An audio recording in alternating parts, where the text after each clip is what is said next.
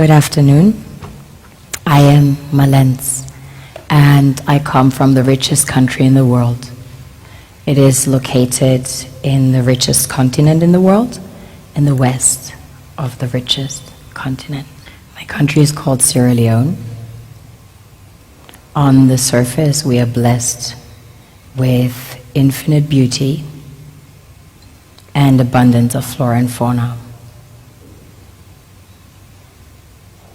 producing the most exquisite harvest of coffee, cocoa, fruits, vegetables, and caoutchouc.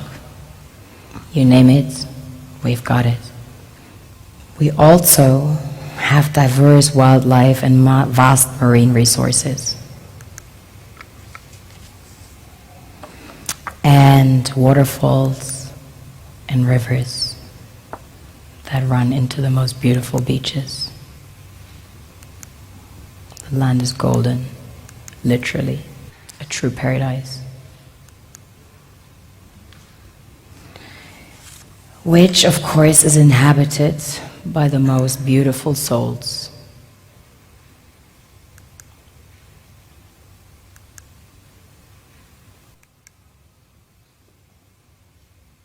We have a very strong cultural heritage. In fact, Sierra Leone had the first sub-Saharan university. Prior to that, there was one in the kingdom of Timbuktu, which was the first university in the world, succeeding the great Gnostic schools of Egypt and Osiris.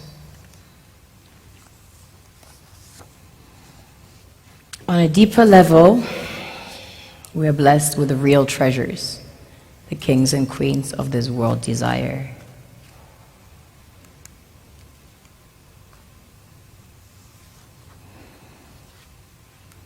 This was the largest alluvial diamond ever found. It weighs almost 1,000 carats, 969 to be precise. This beauty was found by an old lady in her backyard about 2 years ago, 125 carats. Some people mine gold in their backyards. That's quite common.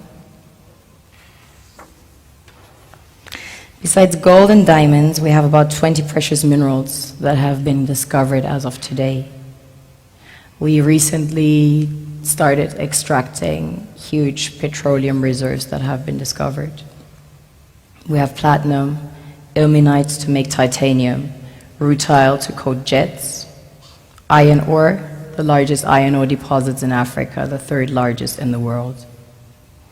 Tantalite, also known as coltan, used in your mobile phones and computers. Bauxite for aluminum production. Zinc, chrome ore, copper, coal, phosphates, potassium, salt, lead, granite, asbestos, nickel, zircon.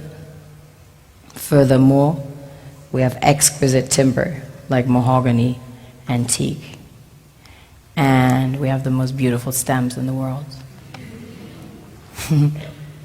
Of course, the West needs Africa's resources most desperately to power airplanes, cell phones, computers, and engines, and the gold and diamonds, of course, a status symbol to determine their powers by their core and to give value to their currencies.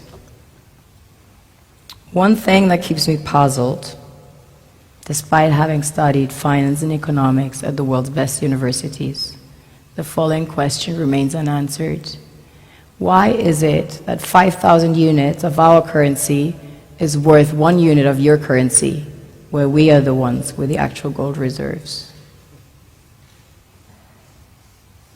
It's quite evident that the aid is in fact not coming from the West to Africa, but from Africa to the Western world. The Western world depends on Africa in every possible way, since alternative resources are scarce out here. So how does the West ensure that the free aid keeps coming?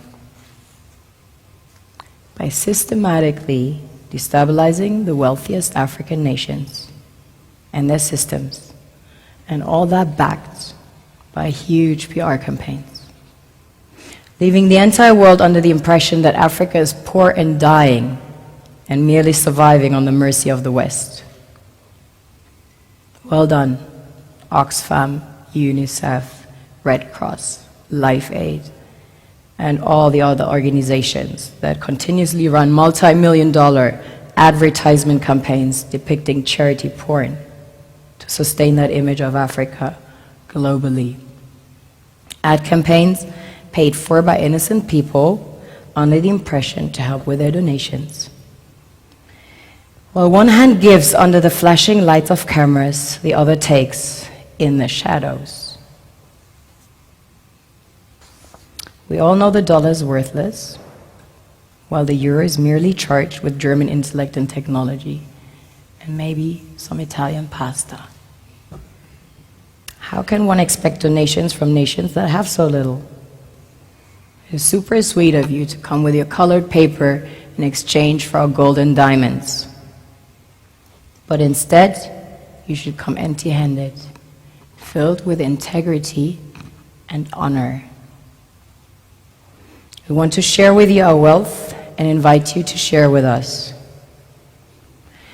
The perception is that a healthy and striving Africa would not disperse its resources as freely and cheaply, which is logical. Of course, it would instead sell its resources at world market prices, which in turn would destabilize and weaken Western economies, established on the post-colonial free meal system. Last year, the IMF reports that 6 out of 10 of the world's fastest growing economies are in Africa, measured by their GDP growth. The French Treasury, for example, is receiving about $500 billion year in, year out, in foreign exchange reserves from African countries based on colonial debt they forced them to pay. Former French President Jacques Chirac stated in an interview recently that we have to be honest and acknowledge that a big part of the money in our banks comes precisely from the exploitation of the African continent. In 2008, he stated that without Africa, France will slide down in the rank of a third world power. This is what happens in the human world, the world we have created. Have you ever wondered how things work in nature? One would assume that in evolution the fittest survives. However, in nature, any species that is overhunting, overexploiting the resources they depend on as nourishment, natural selection would sooner or later take the predator out.